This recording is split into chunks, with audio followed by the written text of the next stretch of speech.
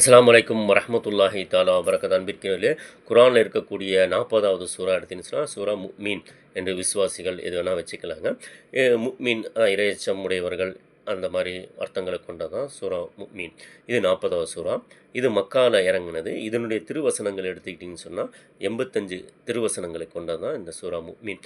இதை எதற்காக ஓதுன்னு சொன்னால், நமக்கு இப்போ பகைமை அதிகரித்து கொண்டே இருக்குது. நாளுக்கு நாள் பார்த்தீங்கன்னா, அக்கம் பக்கத்துலேயும் சரி, மஹல்லாவிலையும் சரி, வேலை செய்கிற இடத்துலையும் சரி, எதிரிகள் வெளியில் வண்டியில் போகும்போதும் சரி, நம்ம ஒழுங்காக தான் போயிருப்போம். வந்தவன் வந்து நம்மளை திட்டிட்டு போவான், அவன் தப்பாக வந்துட்டு நம்மளை திட்டிட்டு போவான். இது மாதிரி நமக்கு எதிரிகள் அதிகமாகிக் கொண்டே இருக்கு, பகைவர்கள் அதிகமாகிக் கொண்டே இருக்கிறார்கள்.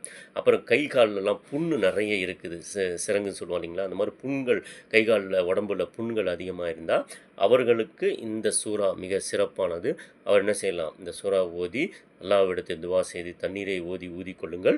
அல்லாஹ் இது போன்ற பிரச்சனையிலிருந்து உங்களை காப்பாற்றுவான். அஸ்ஸலாமு அலைக்கும் வரஹ்மத்துல்லாஹி தஆலா வபரகாத்துஹு.